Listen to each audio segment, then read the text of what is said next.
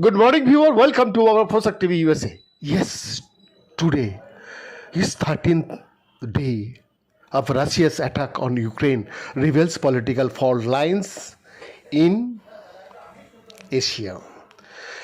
India's Prime Minister Narendra Modi called him a dear friend. Chinese leader Xi Jinping went a step further, calling him as his best and bosom friend.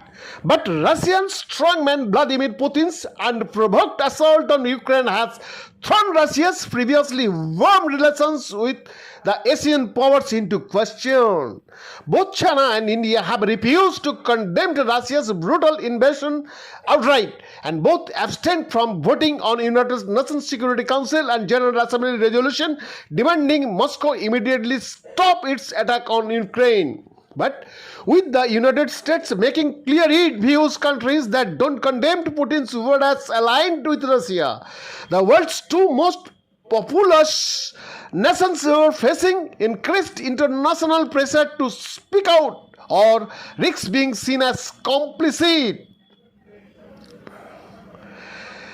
That neither country has chosen to do so has illuminated Russia's outsized influence in Asia, where arms sales and no strings attached trade have allowed Moscow to exploit regional fault lines and weaken ties to the West. In the US and Europe, leaders have framed their response to the invasion as part of the broader ideological battle to afford democratic freedoms and the rule of law.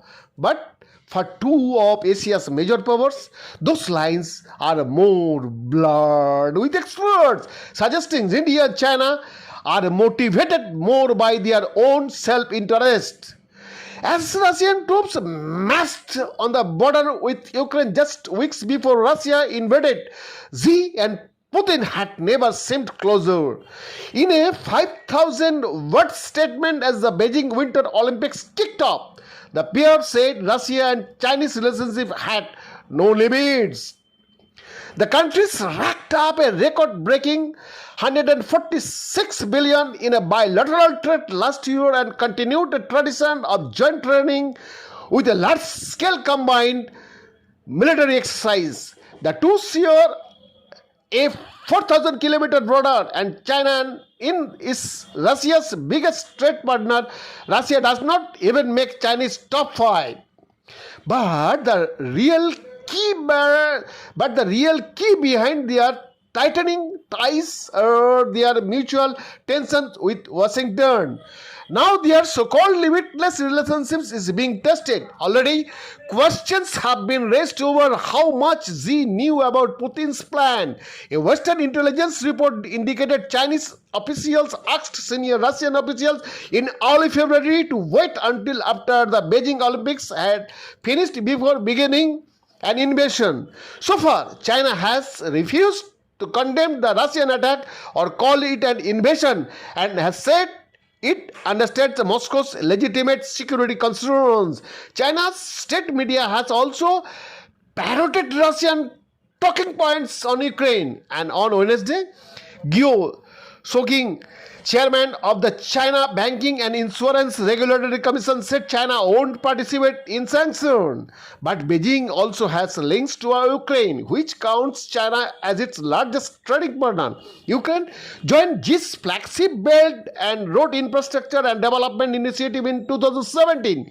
And last year, Ukrainian President Vladimir Zelensky hailed Ukraine as a potential bridge to Europe for China. Freight trains to Europe run through Ukraine, and the country has been a major source of products like corn and barley for China. Trade that might not have been disrupted had Russia executed a swift regime change rather than what looks to be a drawn-out, destructive invasion.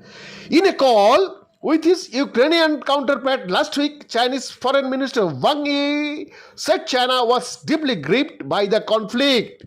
And while there is a chance China would benefit economically from a more reliant and isolated Russia, Beijing will also be worried its enterprises could become entangled in Western sanctions against Russia. The Asian Infrastructure Investment Bank, a development bank backed by Beijing, said Thursday it was suspending all of its activities in Russia as the war in Ukraine unfolds. China will also have to contend with potential fallout in its relationships with the West. Russia's invasion of Ukraine has united Western allies like no other issue in recent years, and Chinese tacit transport has not gone unnoticed. Some analysts have pointed to parallels between Russia's design on Ukraine and fears over the future of Taiwan, a self-governing Aslan democracy that Chinese Communist Party claims as its own and has not ruled out taking by force. Ukraine is a wake-up call for Europe and North America and the other democracies, said Steve Tsang, director of SOS China Institute at the University of London. You will suddenly have countries in Europe and elsewhere realizing that they have to prepare for eventualities that since the end of the Cold War over 30 years we have not thought necessary. In the context, the assertiveness of China and Chinese declared ambitions over Taiwan will get a lot more countries more worried, said. There is an elephant in the room when it comes to India's relationship with Russia-China. India, the world's biggest democracy, has looked to counter Chinese governing influence in the Asia-Pacific region. One sign of that is India's role in the Quad, an informal security grouping with the United States, Japan, Australia that's recently become more active. And it has a defense relationship with Russia. Estimates range upwards of 50% for how much of India's military equipment came from Russia. That equipment is vital given India's ongoing tension at the border with China, which could escalate again. India also has a fraught relationship with its neighbor Pakistan, which flared into crisis at their disputed Kashmir border region in 2019. Meanwhile, India inked a $5 billion weapons deal with Russia in 2018 for an air defense missile system, though well aware of the sanctions America could impose through the US sides counter America's adversaries through sanctioned aid. India is not looking at the situation in Ukraine in terms of their relationship with that country. It's thinking about the dangers in its own backyard. Happy Moon Jacob, an associate professor of diplomacy and disarmament at the Jawaharlal Nehru University in New Delhi, said,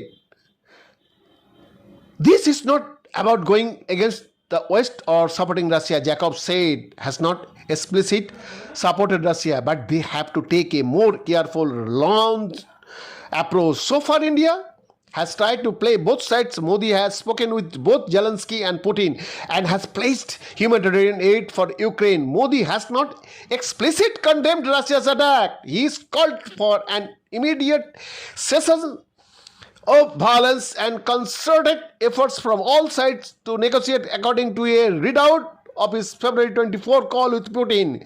Russia and India have a long history of friendly relations which stretch back to the Soviet era when the USSR helped India in 1971 war with Pakistan. Beyond the report for Shakti USA.